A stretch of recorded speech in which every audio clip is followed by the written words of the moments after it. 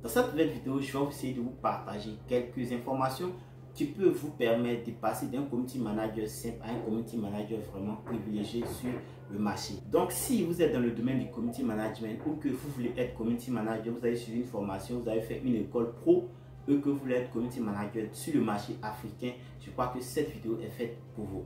Si vous êtes là pour la première fois, n'oubliez surtout pas de liker la vidéo si elle vous a plu, parce qu'elle va nous permettre de savoir que cette vidéo plaît beaucoup à des gens. Donc du coup, fort probablement de faire d'autres vidéos qui ont un lien avec cette vidéo là. Donc dans cette nouvelle vidéo, de façon simple, je vais vous permettre de savoir c'est quoi le community management en Afrique et comment faire pour se démarquer. La chose numéro 1 à savoir, c'est que le community manager en Afrique, c'est un connaisseur de tout. La majorité de vos clients vont penser que vous êtes des informaticiens. Soyez rassurés. Donc, développez votre expertise en communication et en marketing. En fait, ce que vous devez savoir, c'est que ce que les gens disent du community management, tout est faux. Il y a des gens qui vont vous dire que le community management, c'est le montage vidéo, c'est faux. Le community management, c'est l'infographie, c'est faux. Le community management, c'est tout. Bon, je vais vous dire que c'est faux. Par exemple, moi, au début, quand j'étais community manager, j'ai travaillé avec un patron qui était vraiment cool. Mais à l'époque, je faisais infographie, j'ai publié, j'ai géré la page et tout. Donc, je me disais que bon, c'est quoi le community management? Et comme j'étais étudiant en communication, je me disais bon, c'est quoi? Et puis, ce que vous devez savoir, c'est que quand on est en Afrique et qu'on est étudiant, souvent, on n'a même pas d'informations sur ce qu'on fait. C'est-à-dire que quand tu finis, tu arrives sur le marché, c'est là que tu commences à tester.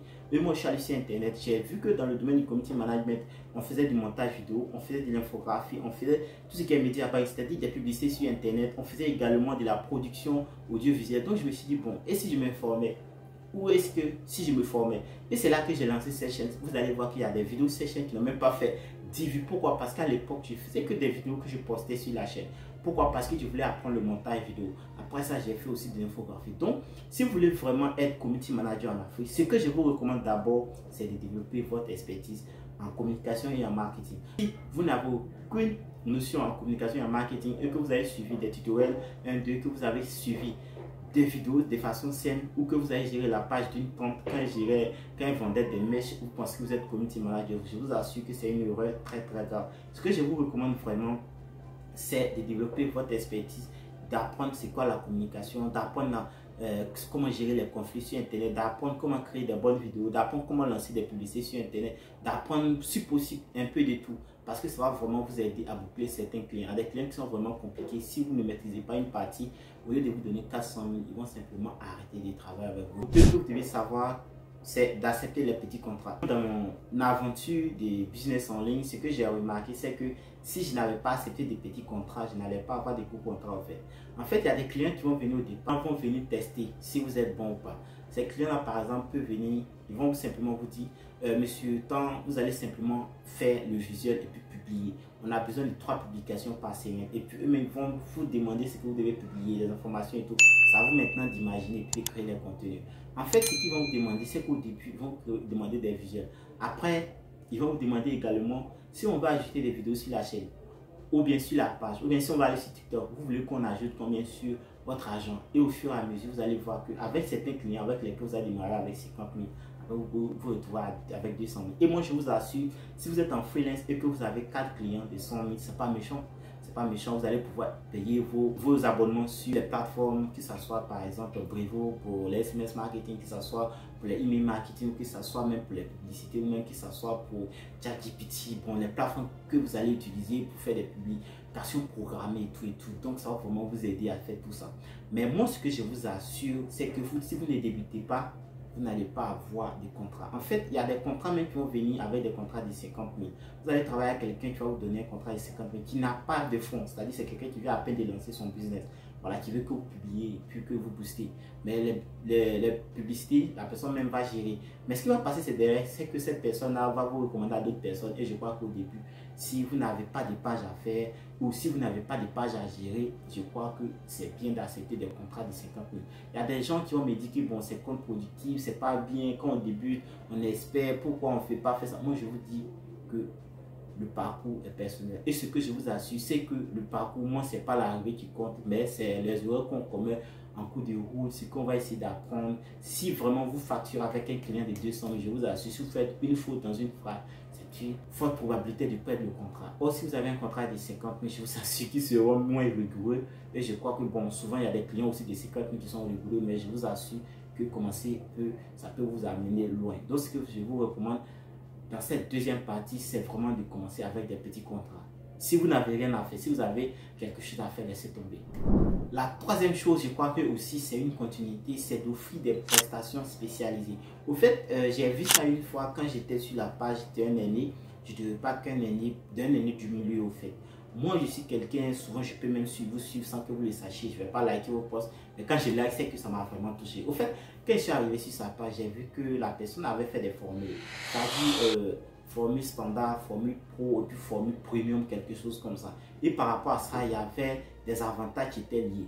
Vous voyez, par exemple, formule pro, la personne peut dire, on va faire les publications, 4 publications dans la semaine, on va faire des vidéos et tout, mais on ne va pas gérer les commentaires. Voilà.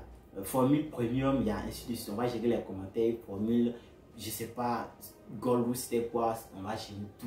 On va même gérer vos crises et même gérer, vous ne lancez pas de publicité, c'est pas quoi. Mais ce qui m'a vraiment touché, c'est que m'a vraiment aidé quand je voulais commencer dans le domaine du community management. Donc du coup, jusqu'à présent, pour qui je travaille, je ne gère pas les messages. Je gère les commentaires, mais je ne gère pas les messages. Pourquoi? Parce que de façon personnelle, je ne veux pas gérer les messages d'une entreprise.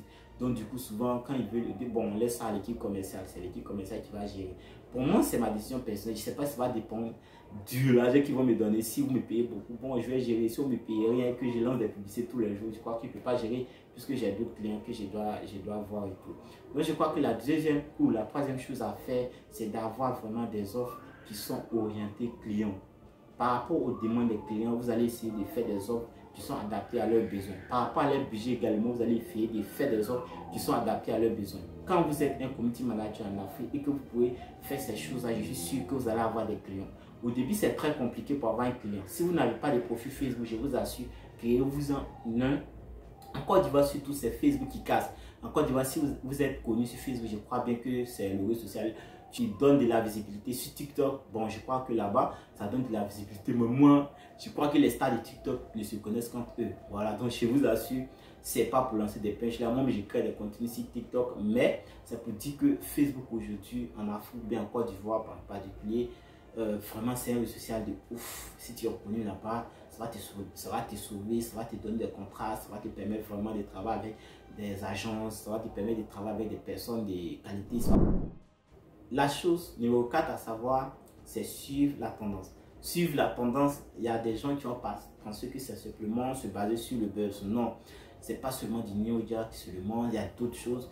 Au fait, suivre la tendance, c'est de ne pas au fait rester en arrière. Il y a des gens qui sont toujours dans l'époque préhistorique où ils disent que sans caméra ou bien sans appareil photo, on ne peut pas faire de bons shootings. Moi, c'est faux. Cette vidéo a été filmée avec 2 téléphones Samsung. Il n'y a pas d'autre chose, il n'y a pas de caméra et tout. Donc, c'est vraiment suivre la tendance, suivre ce que les gens font, comment ils le font, pourquoi ils le font, et tant. Et une fois que vous connaissez, essayez simplement d'appliquer. Moi, je vous donne par exemple le cas. Aujourd'hui, il y a des gens qui vont dire que TikTok, c'est pour les enfants. Je crois que pour une agence ou bien pour quelqu'un qui vise plus les jeunes et qui va dire que c'est pour les enfants, ou bien quand on va là-bas, on ne voit que des vidéos que vous connaissez. Moi, je dis que c'est une erreur. Si vous visez les jeunes, allez sur TikTok. Voilà, donc suivre la tendance, c'est ça aussi. Savoir à un moment que Facebook aujourd'hui, ça marche, c'est vraiment bon. Mais si vous êtes dans le monde professionnel aussi, essayez d'aller sur LinkedIn, puis bon, essayez de voir ce que les autres publient, et puis par rapport à ça, essayez d'adapter ça. Je crois que ça va vraiment vous aider. Et c'est pourquoi on parle dans ce domaine-là de faire de la veille médiatique. Et faire de la veille médiatique, c'est pas simplement d'allumer Google Alert, d'aller allumer quelques logiciels, de pouvoir paramétrer quelques mots-clés. Non, je crois que c'est aussi suivre les pros du milieu, suivre les doyens du milieu, suivre ceux qui sont dans le milieu. Vous devez savoir qu'il y a d'autres qui sont forts que vous, pas parce qu'ils ont plus d'argent que vous ou pas parce qu'ils ont moins d'argent que vous, mais simplement quand ces personnes-là font des choses, c'est joli à voir et ces personnes-là, vous devez les suivre. Ces personnes-là sont productives, ces personnes-là sont des tops du milieu, donc vous devez les suivre et suivre la tendance. Je crois que ça rassemble tellement de choses et je crois que si vous êtes community manager débutant et que vous faites ces 5 choses, je crois que vraiment des petits marchés ou des gros marchés, vous n'allez pas les rater. Si cette vidéo vous a plu, n'oubliez surtout pas de la liker, de vous abonner à la chaîne. En fait, quand vous likez la vidéo, ça nous permet de savoir que ce type de vidéo là vous plaisent. Donc du coup, on peut en produire encore. Mais quand vous ne likez pas, on ne peut pas en savoir plus. Donc je vous recommande vraiment à laisser un avis aussi dans le commentaire, à dire merci si vous avez aimé aussi. N'oubliez surtout pas que dans le domaine du business en ligne, le début est très compliqué. Si vous êtes persévérant, à un moment, vous serez satisfait. Moi, je suis sur YouTube, ça fait pratiquement 5 ans ou ça fait 4 ans. Mais à un moment, j'avais abandonné. Pourquoi? Parce qu'il fallait que je teste des domaines. Et je crois que tous ces domaines-là, vous les aurez un à un dans les prochaines vidéos. Donc, si vous avez aimé cette vidéo, n'oubliez surtout pas de la liker, de la partager à vos amis. Merci et à bientôt pour une nouvelle vidéo.